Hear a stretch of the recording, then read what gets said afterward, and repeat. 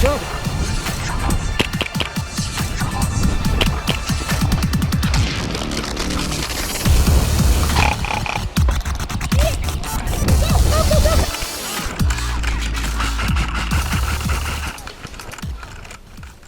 What's going on YouTube? This is Noah, and today I'm bringing you my first live video where I'm sitting in front of the camera, and it's going to be about my SR25 DMR because a lot of you guys in my videos have been asking me, what have I done to this thing to get it shooting as it is, and just going over it in detail so I can reference you guys to this video because a lot of you are probably interested in it. So to go off, I'll start on the externals. The base is a GNP SR25 Knights Armament receiver, and I'll show you the trades here. They're really nice. They're kind of worn because this thing's obviously seen a lot of use, especially from my sling mount there. It's banged up the receiver, but such is life. The rail is a Daniel Defense Omega X 12-inch front sight post rail. Here is a GNP CAC gas block, and here's a Tokyo Marui CAC style flip-up sight, or it might be a SCAR style, I don't know, but it's very similar. GNP charging handle, stubby stock. I like it just because it lets me get in on the rifle more, and really, this thing is not much longer than your average M4, but packs a lot of firepower. Just a GNP barrel. That's basically it for the externals. The internals. This is a Retro Arms quick change spring version 2.5 gearbox. So when I was picking out this gun, I knew I wanted to get something with a 19 tooth elongated cylinder just to get more air volume so the BB can be launched out with a heavier BB, more stability with a longer barrel, and it just leads to a more accurate gun. Basically, this is a SHS 19 tooth piston in here, and for my gears, it's Ride SC 19 teeth gears, and they're about a 20 or 21 to 1 ratio. The motor is an AEX torque up, or extreme torque long motor. They're really good motors. They're not really talked about online much, but I would say they're equivalent to around 22 TPA, so like a JG Blue. Might be more, I'm not sure. I haven't really tested it out.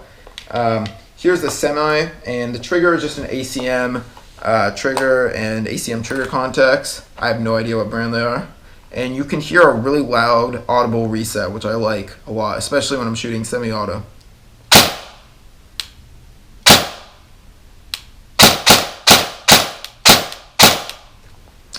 And I have a nuke fed in here, and for my barrel unit, it's a G&G Combat Machine hop-up. You can see I spray painted it black just so it looks more like a bolt carrier.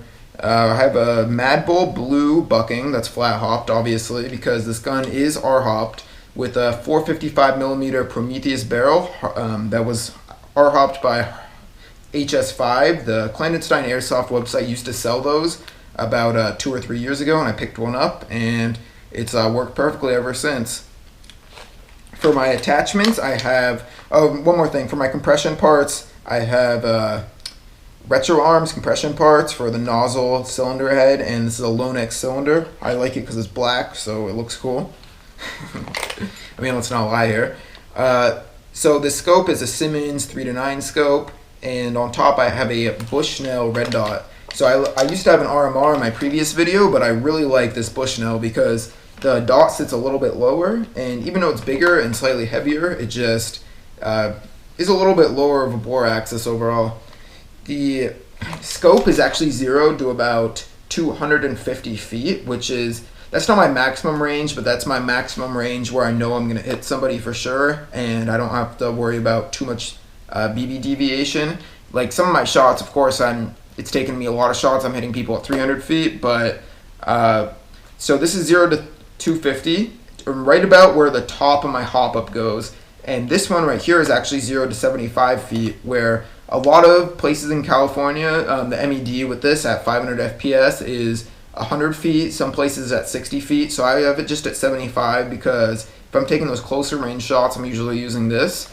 And the difference, a lot of people for real still shooting like to use the canted red dot sights, but those don't work very well in airsoft because the way the hop is applied, your BB will be, curving to the left or the right depending on which way you're canning it. The only other thing is this is a grip.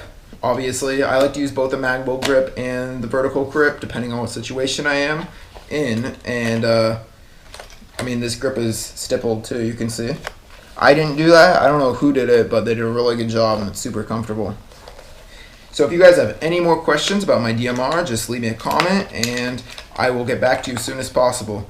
This gun was basically a labor of love, and there was lots of small little things I had to do to get it running well and get it solid. I mean, honestly, you can see here, like, I don't know if you can see it, but the gearbox pinhole and the body didn't line up, so I don't have one of those. But they're just lots of small little things like that aren't a big deal. But while I was building it, I mean, when you're doing a ground up build like this, it's always going to be a project. So if you guys enjoy, and like I said before, if you have any questions, leave them down below, and I will see you at the field. If you're at Southern California at least, or if I start going to Mill Sims, maybe I'll see you there.